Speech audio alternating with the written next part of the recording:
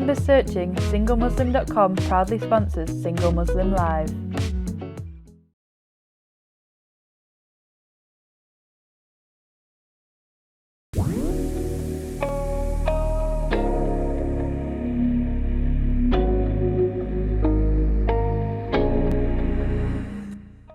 Assalamu alaikum. Welcome to Single Muslim Live here on British Muslim TV, sponsored by singlemuslim.com. I'm Fahima Mohammed, your host and relationship coach.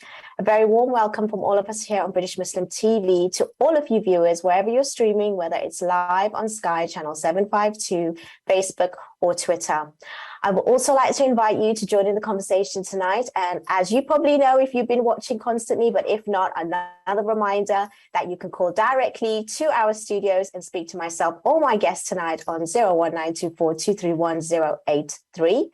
Do ask the bill payer's permission, as standard network rates do apply. You can also contact us via our free WhatsApp service, and that is 07585835150. You can also remain anonymous, and I can read out your messages. Please do continue to engage with us, interact with us. Love to hear your thoughts, any questions, any queries. We have amazing guests every night, and tonight is no different. And we're going to be discussing premarital counselling. We've mentioned it many times on the show, but we're going to divulge into it a lot more in depth. And we have with us a very, very special guest, and he is Noor Mohammed. Assalamu alaikum, Samir. Wa alaikum assalam wa rahmatullah. Thank you so much for being with me tonight. We have been planning this for a while, and we're finally here. And I'm so happy that we're going to be talking about this topic, especially with yourself. Now, before we go into it, tell us a bit about, your profession and what you do. So, by profession, I'm currently working as a psychotherapeutic counsellor in private practice called Noor Therapy, where I see clients both in individual counselling, pre-marital counselling, which is what we'll be shedding light on today, also group counselling, and also offering online and on-site workshops around mental health related topics with a specific focus around faith and how it can link in with faith and spirituality. Also honing in on the modality of transactional analysis and how that can benefit us. And being a teacher as well in my full-time job, so as you can see, I've got a number of hats.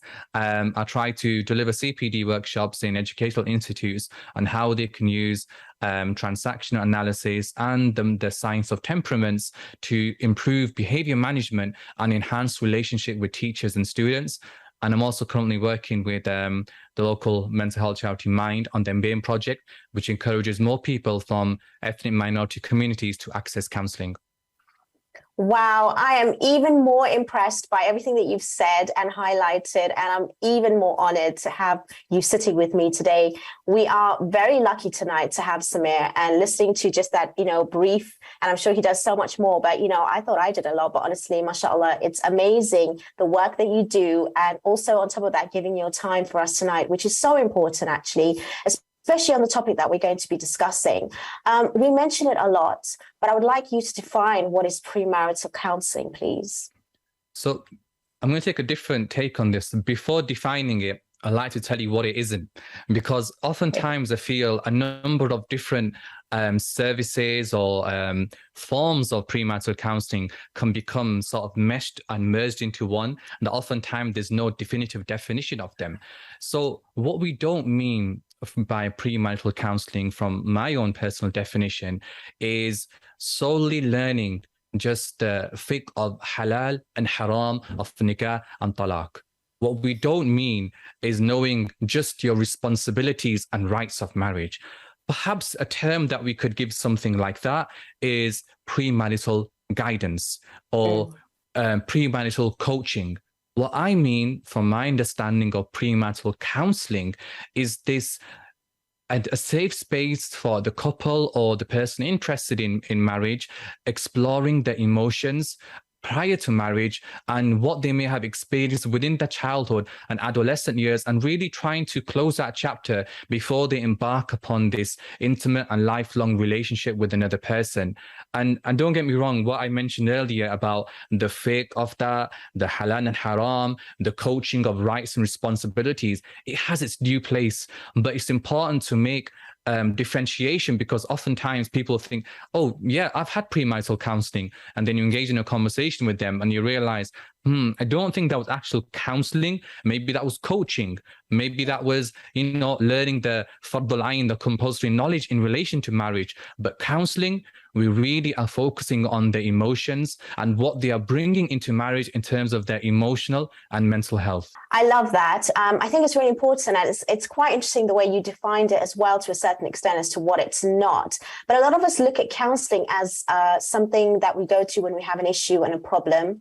We also feel that when we go to counselling, it's about, identifying our past more than being present and in the future. How would you respond to that sort of way of how people may associate counselling as? And when we talk about premarital counselling, it kind of doesn't really fit in that sense, because it's like as if, we're moving forward and counselling isn't really that as what most people understand. Yeah, you're right in terms of the perspective you're coming from. I think, firstly, counselling itself is an umbrella term for talking therapies.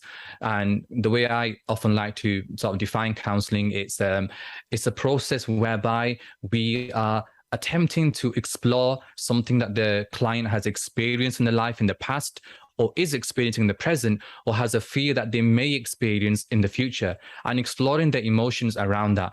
And is also perhaps about attaching meaning to something that has taken place in their life.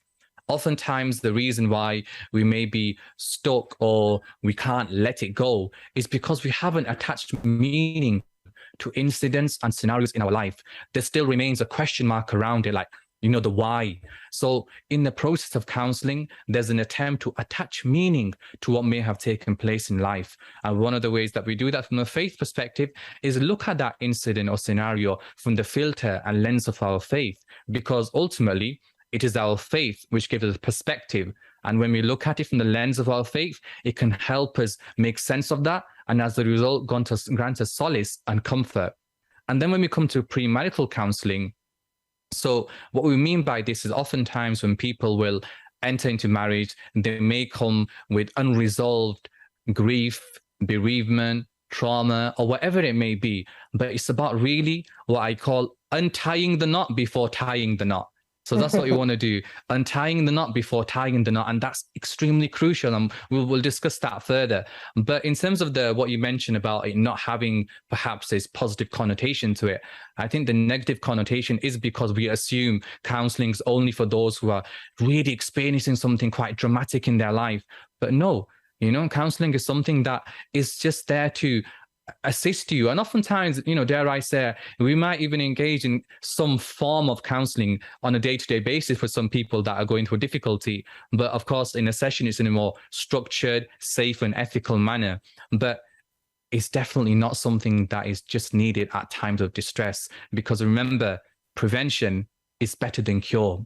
If you can deal with something and try to not let a certain emotion, such as depression, anxiety, enter into your life, it's always good to explore your emotion and know yourself before you end up perhaps falling into that pitfall.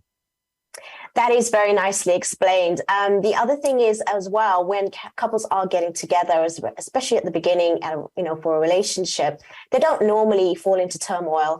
They don't normally see that they do have issues until they do enter that marriage. So do you think that this is something that should be a prerequisite for everyone to just go into, whether or not they feel that they need it? Do you think that sometimes people are scared because it might unravel certain things? And can even people go by themselves, or does it have to be in a couple setting? So we see that in Islam, we have, the concept of knowledge. Then the question rises that when it comes to seeking knowledge, how much do we have to seek and how much is perhaps optional? So we have certain knowledge which is classed as fardul ayn, compulsory upon every Muslim to know. And that includes knowledge about the jurisprudence on the 5 pillars, the articles of faith, and so on. But other than that, what also becomes compulsory for us to know about is any situation that we may enter into life. So if I am a trader by profession, it's a compulsory upon me to learn the jurisprudence and the Islamic ethics and morals pertaining to that trade, because now I'm engaging in that. Similarly, when we enter into marriage, it is my and anyone's responsibility to equip themselves with the knowledge about marriage, their rights, responsibilities, yes, the halal and haram, and also their emotional state and how they can become the best version of themselves in the marriage. Because remember, the Prophet ﷺ said that the best of you are those who are best to their family, and I am the best to my family, which shows us one of the purposes of marriage is to become that embodiment of mercy and compassion and good character towards our family. So this shows us there's a need for us to really do this from a religious perspective as well. In terms of like a legal perspective, interestingly, in Malaysia, before you sort of have your marriage registered, one of the prerequisites of that is to have had some form of premarital counselling. And even in the Jewish tradition, in the synagogue, 6 months before your marriage date is set, from Jewish friends I've heard, that they have to start 6 months before that and going into certain sessions and lessons in the synagogue. So, you know, there definitely is a need for it to perhaps be formalized and encouraged, you know, preferably. And I always talk to imams and ask them, have you had any premarital counseling? Make it a prerequisite when someone comes to you and says, can you do my nikah? You know, we have to work from somewhere. But definitely from my understanding, from our faith perspective and our responsibilities that we have, and from a sort of moral and ethical, it definitely should be a prerequisite to marriage. Oh, that is absolutely wonderful. I loved everything that you've said so far, and it's such an amazing introduction. We are coming into a break very shortly, but just to recap how important it is to understand this sort of premarital counselling, and the sort of in-depth detail that, you know, Samira has provided so far has really, really described what it really entails and what it doesn't. So everybody that's listening, please do take notes. I would actually have a notebook and take things down, because right now you're going to get this for free, and you're going to actually have, you know, an opportunity to even call in and ask any questions that you have. Please don't be shy. We are here to serve you and make sure that you get all your questions answered. And if you do want to remain anonymous, we're happy to read out your questions and comments by keeping you private. The other thing is also, we're going to come back and we're going to ask Samira some many more questions. But before we do, I just want to also remind anyone that if you have any sort of issues or triggers, then do please contact britishmuslim.tv/support, because a lot of us can get triggered by many things that are mentioned, and we want to make sure that you are taken care of and you are obviously taking care of your well-being. So inshallah, we will be back and we will see you in a short while. Take care. Salam.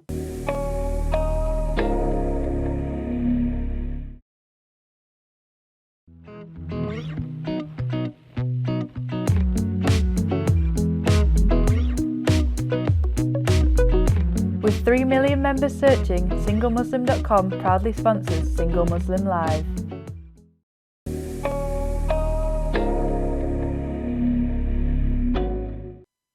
Assalamu alaikum. Welcome back to Single Muslim Live here on British Muslim TV, sponsored by SingleMuslim.com. Having an extremely wonderful conversation with our professional, Samir, who is talking about premarital counselling. Really, really interesting. And I really want to go back to the question I asked before, which we didn't get a chance to finish before the break, which was, when you're thinking about coming to counselling, would you recommend it be when you are actually with your partner, or can you actually do that and get the knowledge, as you described before, by yourself? So I think, firstly, premarital counselling, it can be divided into two different sort of modalities of working. One could be in the form of group education, and the other could be, yes, working with both of them or one-to-one. So group education is, you know, receiving this content in the form of psychoeducation. So learning about, you know, common sort of mental health disorders and how to have coping mechanisms prior to embarking into a relationship. The second is when you're working literally within a therapy room.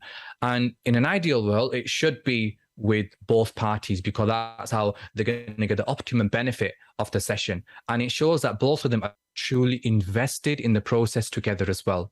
So, and, you know, and from there, because the whole process for them to learn about each other as well, learn about compatibility, their morals, their values and their boundaries. However, sometimes they may feel that they may want a one-to-one session to talk about some personal issue from the past, but they want to lay them to rest before entering into marriage. So what I have found is the vast majority, I'd say 60% of the time, it happens with both parties together. However, at times it can be requested to have individual sessions. So what I usually do is have sessions of both of them together, but then in between them, I might have a follow-up call with them, see how things are, and then at the end have a one-to-one as well. So both can work, but the best method is to have both parties present. Perfect. No, that's very clear. And I think it's very important that we understand the process as well. So going a bit further, what does a good curriculum of premarital counselling look like? So I think, in terms of our religious knowledge, there has to be the knowledge of, the law of, okay, what is marriage in terms of the contractual element of that. And that's really interesting as well, because, a lot of people, if perhaps they knew their rights, they would know that they could stipulate certain things within their contract, and that could deter certain problems in the future. So again, the premarital counselling space offers them a space to discuss. Are there any conditions they want to put down? Are there not any conditions? And where do we stand on that? And that will reveal a lot about their character as well, and their mindset. So you've got the law element of that, the contractual element. And then, of course, it's important to know, even though it may feel uncomfortable, but about divorce as well. Because how many marriages do we have when, I divorced her when I said this or I said that, but I was angry. I didn't know what I was doing. I wasn't in my senses. But in some schools of thought or some sort of opinions, that may not be good enough. What's said is said. So it's better to learn the knowledge of that in order to avoid falling into that trap and be more vigilant about your words and actions. So you've got the law element.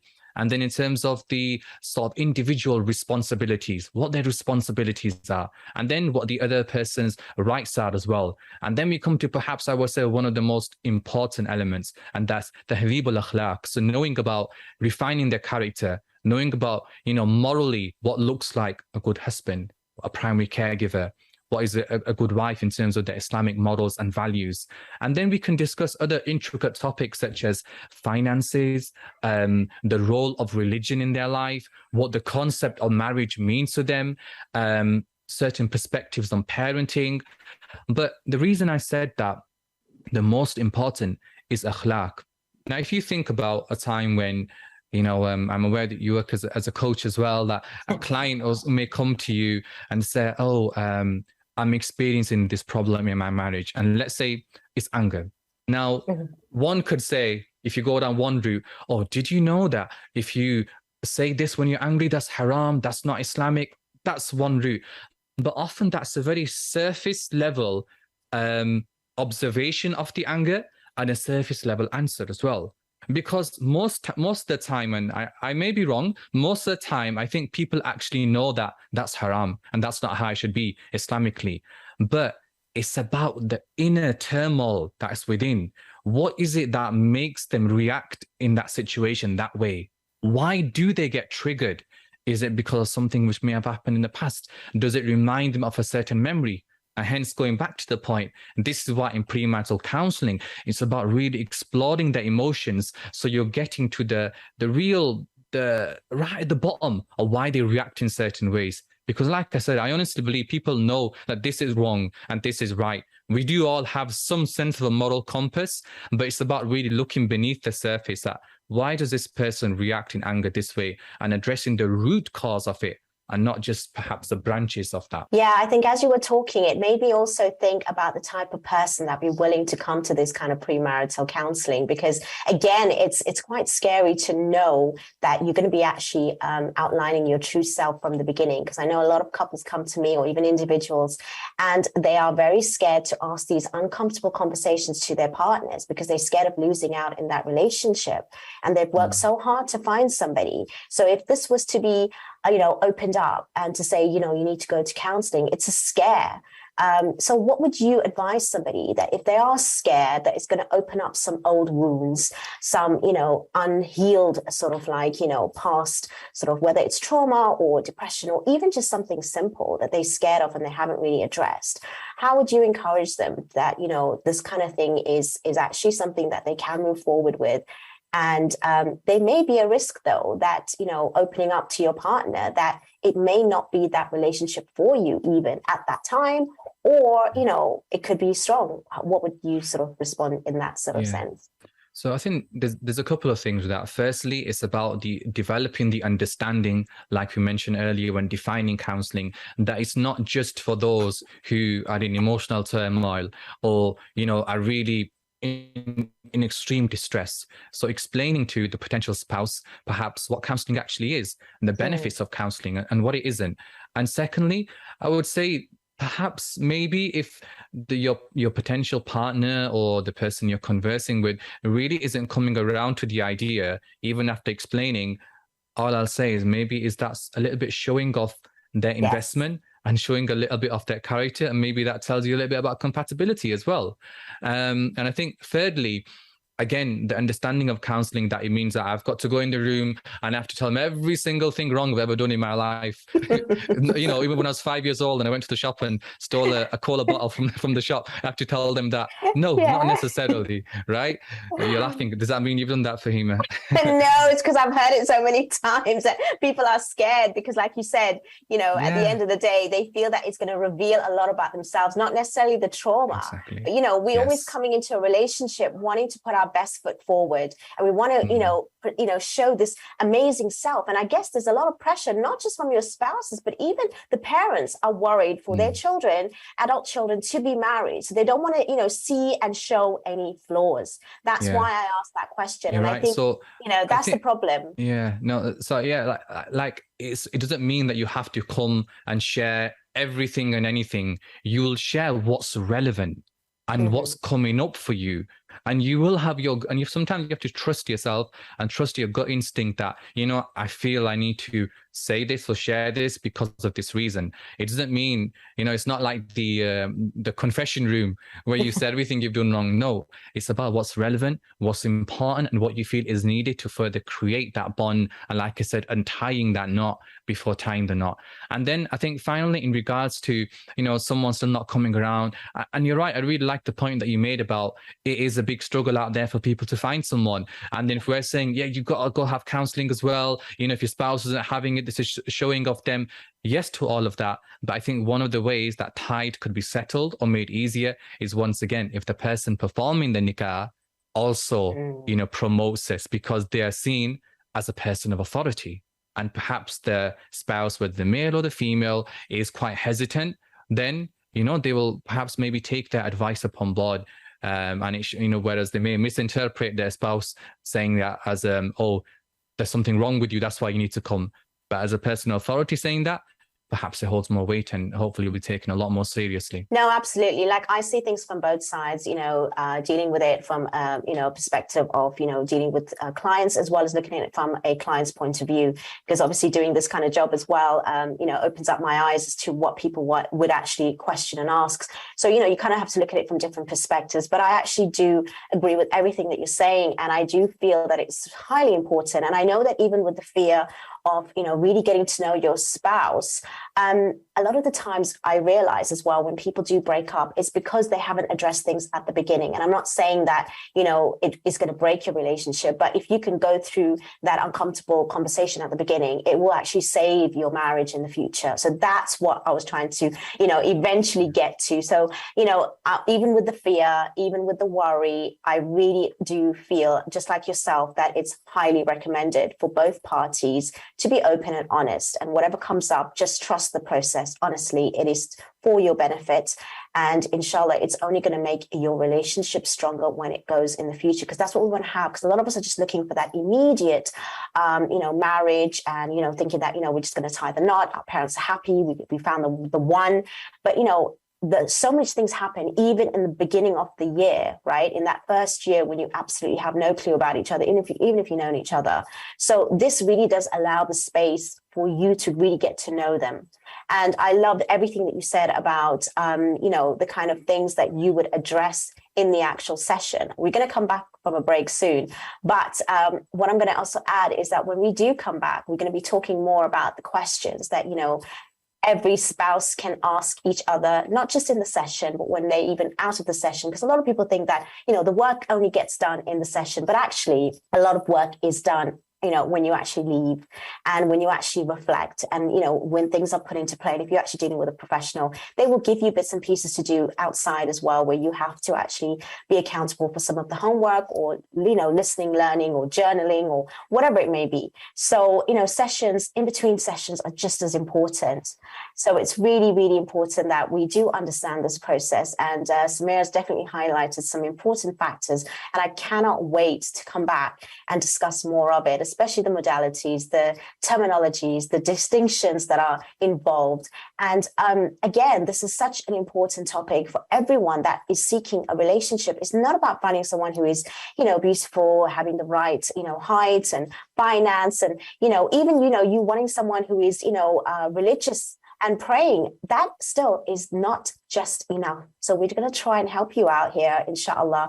But do come back and we will have more conversation with Samir, where we're going to be discussing premarital counselling in depth with him. Join us in a few moments. Take care and see you shortly. Salam.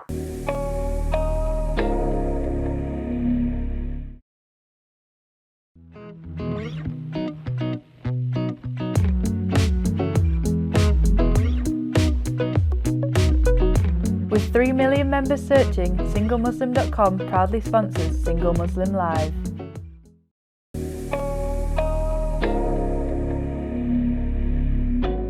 Assalamu alaikum. Welcome back to Single Muslim Live here on British Muslim TV, sponsored by SingleMuslim.com. We're here with the wonderful professional Samir, who is discussing premarital counselling and has done so much work around this and so much experience. And I'm really loving all the content and all the sharing his insights with us as well.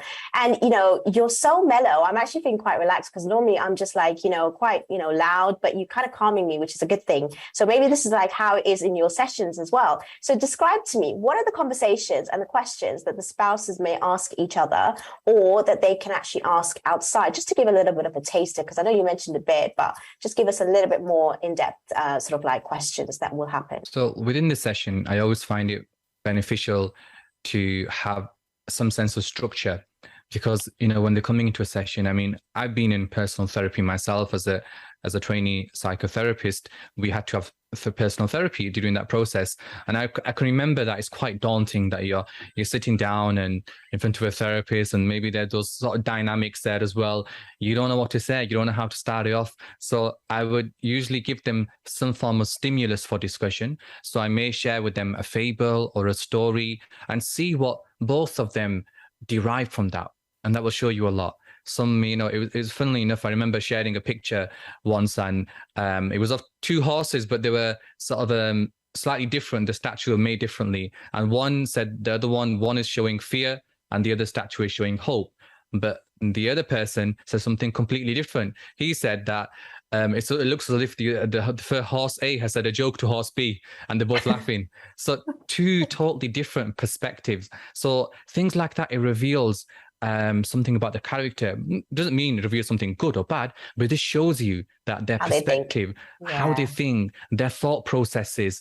So I will share a stimulus for discussion, and I always find that's really good because from that stimulus and discussion sprouts out different ideas and concepts and different emotions, and we can, that's one way of going about it. Another is maybe giving them a topic and saying, what are your thoughts on this? So for example, we might say, okay, what's your concept of marriage? What does marriage look like to you? Can you give me an example of a good relationship that you have seen modeled? Because that's sometimes a problem that people have, that in therapy, they'll say, I've never seen a good relationship in my life, that I don't know what it looks like. So we can start to explore that rather than it coming on later in their life. And then we'll also have a look at the role of religion in their life. What does religion mean to you? Yes, you both identify yourself as a Muslim. What role does it play in your day-to-day life? And how do you envision it playing a role in your marital relationship? And then also, I think, especially a lot of some of the work that I do in the area that I live in with the subcontinent community is around extended families. So what expectations you have of your spouse to have with your family and vice versa. because, you know, that's one of the reasons of marital breakdowns, of why people have problems in their marriage. So good to have that discussion that, you know, what are your expectations towards your family? What do you expect of me? What type of relationship do you want me to have with them? And then see whether there's a clash there in mentalities and sort of mindset. So a stimulus, a sort of a topic where they can share their idea, and there may be a question to see different perspectives is usually the format that I have, but that's a structure that I give them. But at the same time, any questions they have that they would like to bring, they're more than happy to bring them, or something that they would like to discuss, because ultimately the process is about them. So I do give them that ownership, but where I feel they're a bit hesitant or a bit shy or reserved, I don't hesitate in giving that stimulus to them. I suppose that's my teacher hat coming into play there.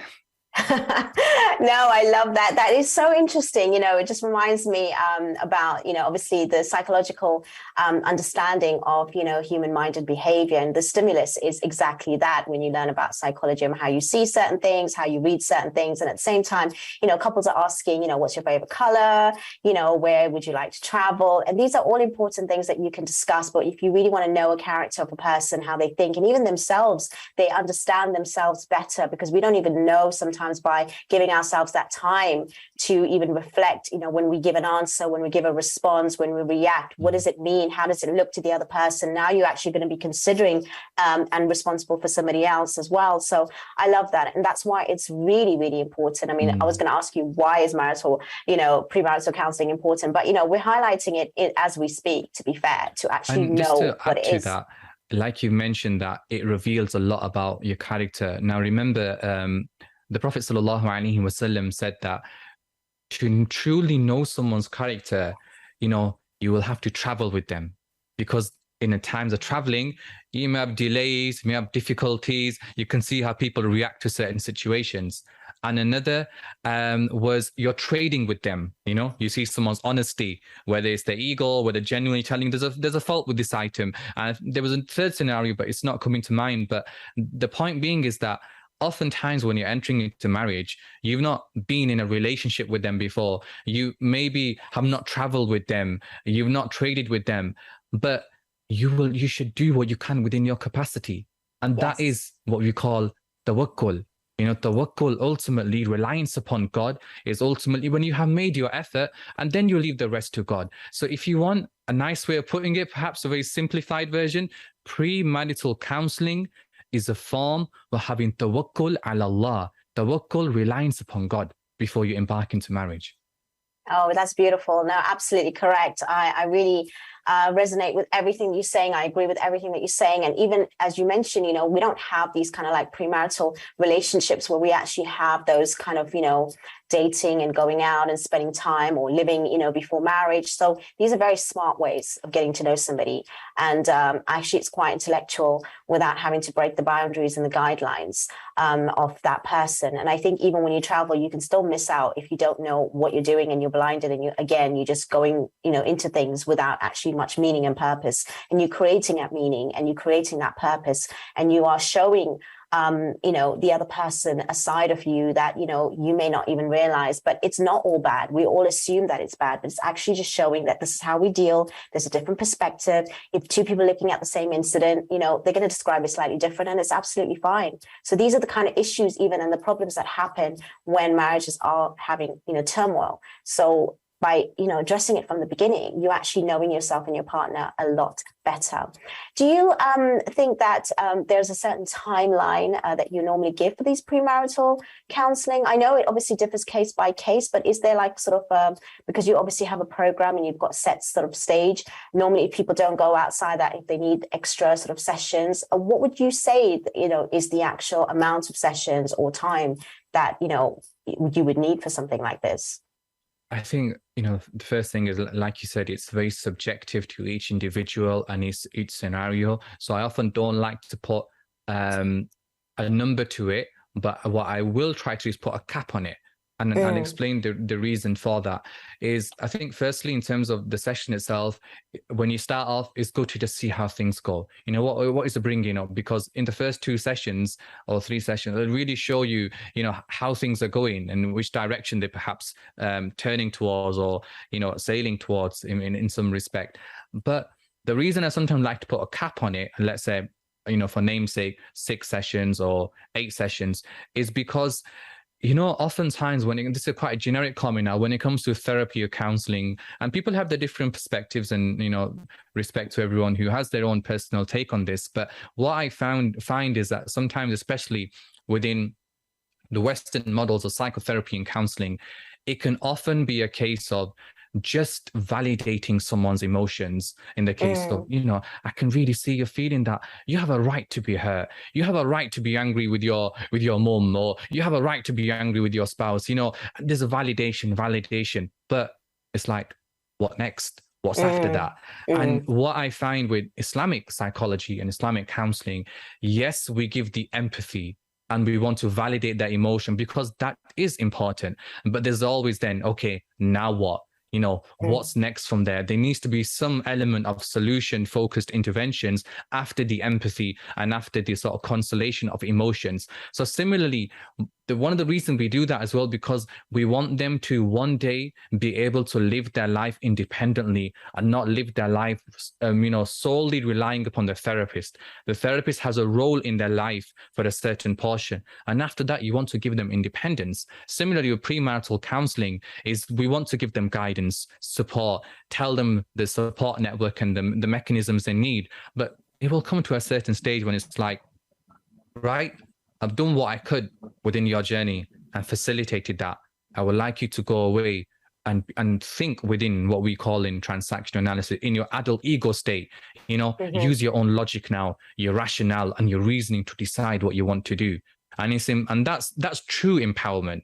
We often think empowerment is just saying that, oh, yes, you have to honor your feelings and you have a right to feel that. That's good. But true empowerment is then to make them independent, to use the resources, the logic and the reasoning they have to make their decisions in their life. And they're gaining the foundation and the philosophical underpinnings from the therapy. Yeah, you mentioned transactional analysis as well, which I've touched on myself previously. Could you maybe give a brief sort of introduction as to what does that entail? What does that mean, the adult, child, and ego, and parent ego states? Just before we go into the break, we have a couple of minutes, sure. But yeah, I'm sure you can explain that. Yeah, so transaction analysis is a form of psychotherapy and developed by Dr. Eric Berne. And you have many models within TA that help you to really understand yourself better and your emotions. And one of the models that we just made reference to is called the PAC model. So parent, adult, and child ego state model. So the parent ego state is so the philosophy of Dr. Eric Berne is that in every moment, we're either in our parent ego state, adult ego state, or child ego state. When we are in our parent ego state, we are said to be feeling, thinking, and behaving as our parents or primary caregivers would do in response to a situation. When we are in our child ego state, we are said to be thinking, feeling, and responding in ways that we would do as we would in our childhood to a situation in the present.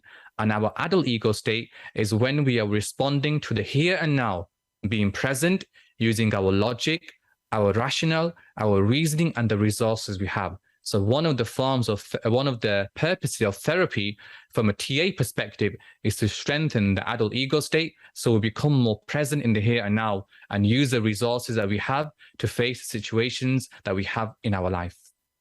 Lovely. And that is such a wonderful sort of like ending before we get to the break. And just to say that we talk so much about communication, but we need to know how to communicate. So that is a very good way of describing and knowing. So every time you talk, you're going to know and sort of be aware and have that insight about the adult, child, and parent ego state. Because again, when you just communicate is so different to just saying it's about just talking. It's about how you talk and what you bring to that conversation and what kind of, state you're in, and so much more involved. But no, thank you so much for sharing that with me, Samir. And again, we are kind of...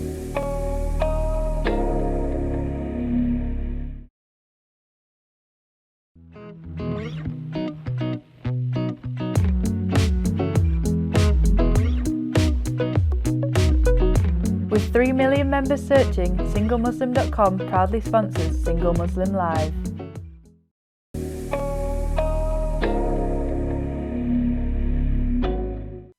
Assalamu alaikum. Welcome back to Single Muslim Live here on British Muslim TV, sponsored by singlemuslim.com. I can't believe that we've gone so fast and quick on this episode, but we've given so much relatable content, and Samir has highlighted so much of the learning that we're going to find so useful in this episode. So please rewind, take note, go back, and if you've missed anything, I really do urge you to watch the episode again, because it's so important with everything that's been said so far. Samir, you touched earlier on something which I really want to come back to when it came to, external sort of factors that do play part in our marriages. And that is a lot to do with, the families, the dynamics. There's a lot of culture that happens within the Muslim community that is, first and foremost, more than even faith and religion in many societies and certain communities and backgrounds, unfortunately, which is not in line with the values of Islam. And that's why we do have so much of abuse and, dominance. And it's like, when you come into my house and this person takes control, and make sure you understand that rule, especially when the daughter-in-law is involved, coming into a new family. How would you address something like that? So I think it's good to go from perhaps a micro level to a macro level on this topic. So let's first hone in on both individuals themselves. And I think oftentimes people are asking, what's a success to marriage? How can we master the arts of relationships? And as cliche as it might sound, and as simple as it may sound, it comes down to your character. Because, the way you respond to a situation and how someone may trigger you and how someone may conflict with you is dependent upon your character ultimately. And it's about reminding oneself, for both individuals, how when Allah subhanahu wa ta'ala, when God Almighty in the Quran describes the character of the Prophet sallallahu alaihi wasallam, he says, "Innaka la'ala khuluqin azim," that indeed you possess a azim character. Now, the word azim, it can be translated as magnificent, amazing, high. But let's pause a minute. We have to understand that when we are conversing with someone, the vocabulary that we use will be dependent upon two factors. So number one, it'll be dependent upon our knowledge. So our knowledge about, whether this is amazing and why we are saying this is amazing, and our experience. So for example, if a child comes and says, "Oh, this is amazing," right? And it might be something to do with science. And then someone comes with perhaps done an A-level in science and said, "This is amazing." And then someone that's done a PhD, I'm sure you can agree there's going to be a spectrum in difference as to what they classify as amazing. So Yes. When Allah subhanahu wa ta'ala says the Prophet's character is azim, we cannot even fathom and understand the high rank and the pinnacle of his amazing character. So what we learn from that is character is what we need to refine within ourselves in order to make this relationship successful. And of course, we can only do what we have within our capacity. So that's with both spouses. And then it comes down to, okay, the immediate families of them. So again, in the pre-marital counselling process, it's important to understand that what are your expectations of me in regards to your family? How am I, what do I need to know about them? In terms of so don't offend them, having that a bit of awareness rather than someone saying later on, "Oh, you said that to my brother or my dad and this offended them, but didn't you know this?" What you can tell them, you should tell them. Because people, if I play devil's advocate, yeah, but how can I tell everyone everything? You can't, but you can tell them what you know, right? Yes. You can tell them what you can, and that's what it is ultimately. It's about that mentality that in life, I can only do what is within my capacity. But often we become extremists even in our mentality. I'm either not going to tell them nothing at all, or I'm going to tell them everything. But I can't tell them everything, but I don't say nothing. We end up in confusion. So the spouses, and then the extended family, and then learning a little bit about their friends as well. Who do you socialize with? What do you like doing with your friends? Will reveal a lot about someone's character, whether they're, an introvert, extrovert, whether they're social, and what they like doing in their free time. And then also their relationship with their community and nature. What rank and what value they give to the environment around them and nature. It can show a lot. That it can show that perhaps by having a good relationship with nature, they're a reflective person. It can show if they have no awareness about their nature, is perhaps they need to become in attune with nature itself. because, you know, nature itself, it has a big role in our mental health, our spiritual health in all forms. So really going in from that micro to macro perspective on understanding the person, I can say with confidence, you know, in this regard anyway, is that it will certainly tell you a lot about the other person, and it'll prove to really change you as a person, and you will ask questions to yourself that you would never ask before. Beautiful. Wow. That was such an amazing explanation. And, you know, I love everything, how you describe it and how you put it into perspective so that we can really have an understanding. And even as you explained it, you know, you're actually, you know, advising people as to, you know, you're speaking in this in this particular way. This is what it entails. This is what it means, you know, whether you are, you know, into your environment or nature, whatever it is, and what you are. So you actually bring in awareness to that person's character and even some of the things that they can even highlight to improve. And it's not about saying that you're bad or you're wrong. It's more like, you know, we're just growing and developing. And sometimes we know it, and sometimes we just need to, you know, push ourselves a little bit further. So that's really a healthy way of looking at counseling. I really like the point. So you said there about, it's not about they're good or bad. You know, when we have this science of the science of temperaments, you know, you have a melancholic personality, sanguine, choleric, and phlegmatic. You know, people, when they're learning about this, it's like, oh, melancholic, does that mean the person really moody and bad? Oh, choleric or sanguine, you know, the life of the party, does that show something? And I remember when I studied this science with my a teacher in the field of naturopathy, he really emphasized none of them are bad. None of them are bad. They are all shakhsiyas, they are all temperaments, you know, that have been created by Allah subhanahu wa ta'ala. And it's not about them being good or bad. It's about balancing your temperament, and for the other person to know your temperament so they can help you balance it and gain the positive qualities of each temperament. Lovely. Again, I could not have expressed it in any better myself than the way you have. But we have come to, you know, the last few minutes of the show. We've got about 5 minutes left, and I really want to, you know, ask you to sort of, you know, finalize this by, you know, for people out there that may not have that hope still, they may still find it very difficult to think about marriage. It's such a difficult process, and it's getting even harder nowadays. And there's so many breakdowns and people only looking at the negatives. So what kind of words can you give of maybe some comfort or hope to somebody who is struggling or finding it a bit difficult? So, you know, we definitely need to end this on a note where Samir shares that with us, because I think it's so important when we have, you know, so much of this information, when we talk about communication, when we talk about asking the right questions, you know, it's not just clear cut like that. You know, we need to understand the psychology behind it, the meaning behind it. That's what's really, really important, to know, you know, how to question your spouse, how to, you know, get and extract what is they saying, what does it actually mean? Now, you do need to sit with someone who is professional, who can highlight this for you, because a lot of the times, even if we do try and add meaning to it, it's not necessarily true, because a lot of it does come from psychology. It comes from learning and understanding human mind and behavior. So inshallah, if we can get it back before the last few minutes of the show, we can definitely get his last words in. But, you know, in the meantime, I just want to say again, you know, we love having the episodes every single week, and we enjoy even more so the fact that all of you do engage with us. You send in your messages, your comments, and even, you know, any sort of interaction that you do have with us. It's absolutely beautiful knowing that, you know, we continue in this way. Okay, Samir, before we end, could you just finalize? We've got a couple of minutes left with regards to giving hope to somebody who is struggling. So I think you're absolutely right that a lot of time people often struggle with, you know, entering into marriage or even considering it because of feeling demotivated and what they hear. And it comes down ultimately to, I would say, a loss of hope. And I think my final message would be to, one of the downfalls in terms of mental health and of human beings in this time and age that we live in is the lack of hope that we have. But it's reminding ourselves that the Prophet ﷺ said that true faith is a balance between hope and fear.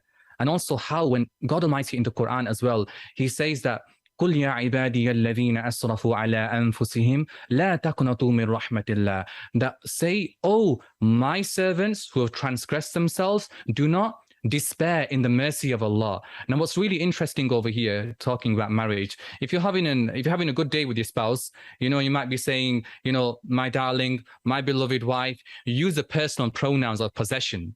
But when you're having an argument with your spouse, you don't be saying my anymore. You're saying you. right? The pronouns immediately change. You negate the possession. But look how when God Almighty, when he says that, when you've wronged yourself, when you've, let's say casually, when you've messed up, what does he say still? Oh, my servants. He doesn't create a distance between him and us anymore. He said, oh, my servants, when you have transgressed yourself, don't do what? Do not despair in the mercy of Allah. So we see from the Prophet, true faith is between hope and fear. And God is telling us, do not despair in the mercy of Allah. And I think finally, I would say, share this very short story in just a minute, which is that a famous story, you may have heard this as well. There was a deer who was in a forest, and the deer was a pregnant deer, and it was it's time to give birth, and the deer was found a safe place to do this. But what happened was she looked to the left and saw a hunter extending his bow towards her. She looked to her right and saw a hungry male lion that was approaching her. Now she's constrained over here by her natural predators. She can't go forward because there's a fire. If she goes walks backwards, there's a river there. She can't go anywhere. She's boxed in by her natural predators. There's nothing that she can do. But labor pains are beginning, and what can she do? Nothing is in her control right now. And now she doesn't have any action or reaction. She makes a decision. She makes a choice, and we all have choices in our life. She decides to focus on what she can, and she decides to give birth to a healthy fawn. And she does that. Amazing. And look at the sequence of events that follows. Lightning strikes a hunter. He releases the arrow, and it kills the hungry lion. The rain that comes, it douses a fire that was ahead of them, and she gives birth to a healthy fawn. So what we learn from that amazing, Samir. Unfortunately, we have come towards the end. Can you just quickly give us a quick sort of intro as to how people can contact you before we end the show? Because we've only got about a few seconds left. So in terms of contacting me, the best way to contact is to come to our website, which is noortherapy.co.uk, and also our Instagram page, noor_therapy, and our email address at info@noortherapy.co.uk. Thank you so much. You've been an absolute gem. Inshallah, please do reach out to him. He's so wonderful. And I hope to see you soon. Assalamu alaikum. Have a lovely night.